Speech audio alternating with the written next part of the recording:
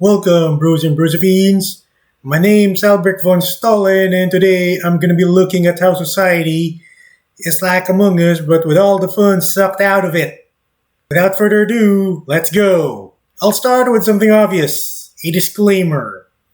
I'm not saying that society and Among Us are one and the same. With Among Us, it has memes such as Sus and Amogus, which are made because those are funny.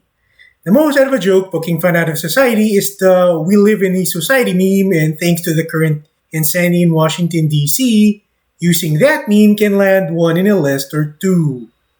What I'm saying is that with Among Us, looking for the suspect is a fun thing, but imagine that in real life, or online, outside of Among Us, without the fun that the game has.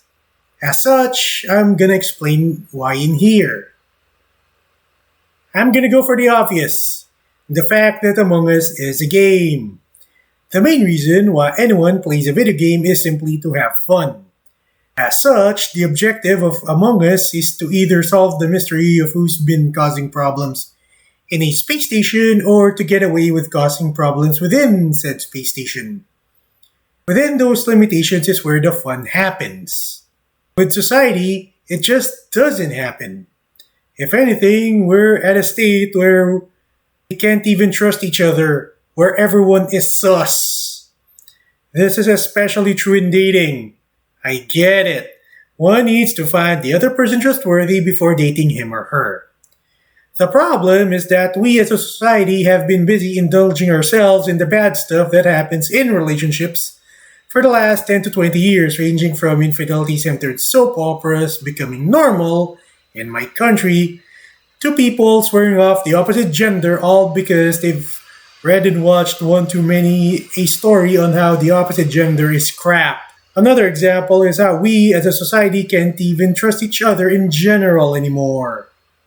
If you guys want a recent example, look at a recent case in the United States of America. A few days ago, a woman got R-worded by a guy in a train and no one dared to save her. It's because not only could they trust each other to stop the guy from doing that crime, they couldn't even trust themselves to do it either. Add in apathy and you get that mess. You want to know what happens when society doesn't trust each other? Look at the former Soviet Union, especially under Joseph Stalin. People starved and no one cared. People got hauled off to the gulags or whatever and no one cared.